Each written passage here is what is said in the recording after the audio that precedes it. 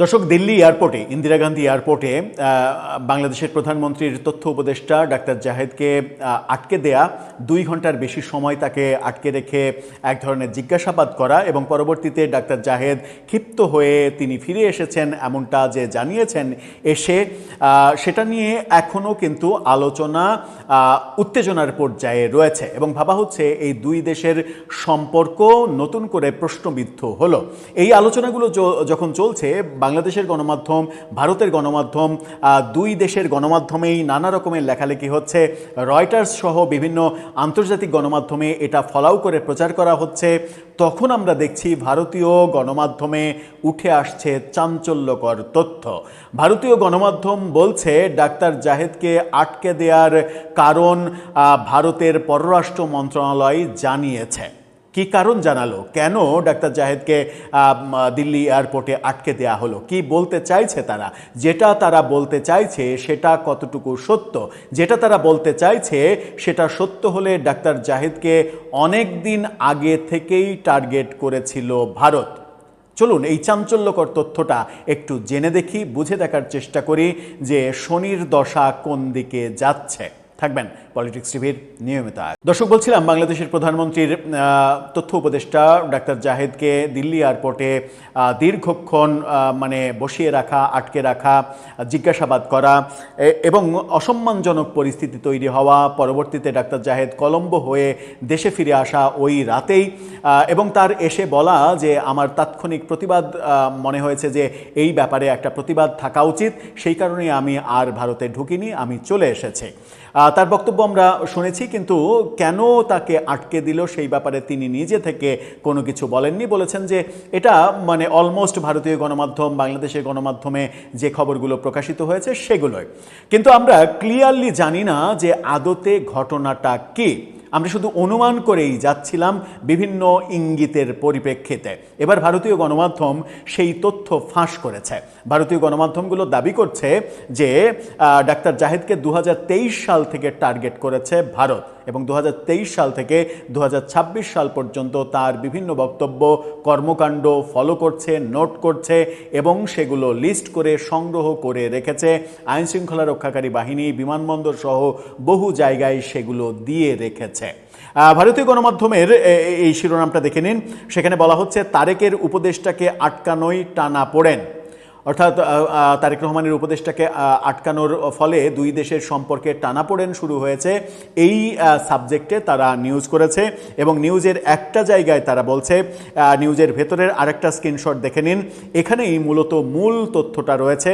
সেখানে বলা হচ্ছে ভারতের বিদেশ মন্ত্রক সূত্রের বক্তব্য, জাহেদ গত কয়েক বছর ধরে লাগাতার ভারত বিরোধী প্রচার করে আসছেন। বিভিন্ন বিষয়ে 2023 সালের 30 জানুয়ারি থেকে 2026 সালের 22 জানুয়ারি পর্যন্ত জাহেদের 26টি ভারত বিরোধী মন্তব্যের তালিকা প্রকাশ করা হয়েছে। 26টি ভারত বিরোধী বক্তব্য, ভিডিও তারা তালিকা করেছে। তাতে রাহুল গান্ধীর সাংসদ পদ খারিজ, ভারত কি বাংলাদেশের অবৈধ নির্বাচনকে সমর্থন করছে, শেখ হাসিনাকে আশ্রয় দিয়ে বাংলাদেশে ভারত বিরোধী মনোভাবের জন্ম দিচ্ছে, শেখ হাসিনার পরাজয় ভারতেরও পরাজয়, এমন বিবিধ ভারত বিরোধী মন্তব্য করেছেন জাহেদ।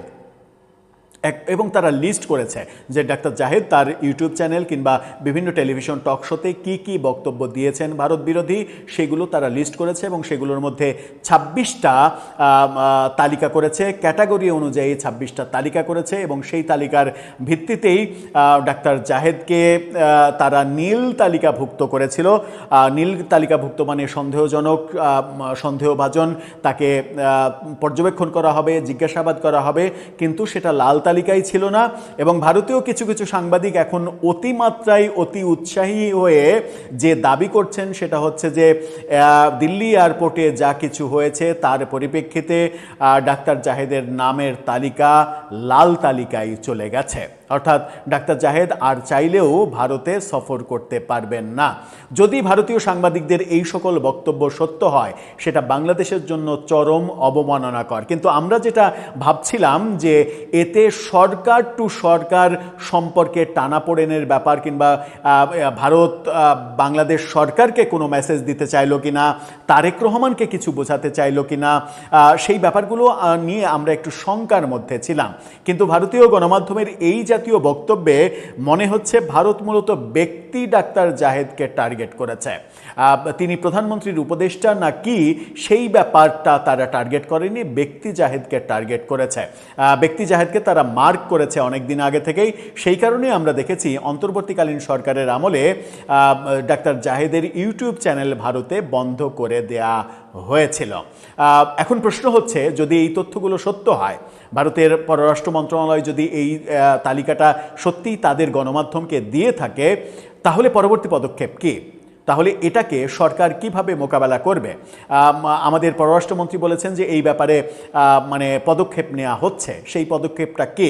সরকার কি এখন ব্যাপারটাকে ব্যক্তি জাহিদ হিসেবে ট্রিট করে সেগুলোকে অ্যাভয়েড করার চেষ্টা করবে, অ্যাভয়েড করে ভারতের সঙ্গে সম্পর্ক উন্নয়ন করার চেষ্টা করবে, নাকি এটাকে সরকার ভাববে যে আমাদের মন্ত্রী, আমাদের প্রতিমন্ত্রী সমমর্যাদার প্রধানমন্ত্রীর একজন উপদেষ্টা, তাকে আটকানো তার সম্মান ক্ষুণ্ণ মানে আমার সরকারের সম্মান ক্ষুণ্ণ, সেহেতু এটাকে সরকারের দৃষ্টিকোণ থেকেই দেখতে হবে, সেই মুভমেন্টে যাবে?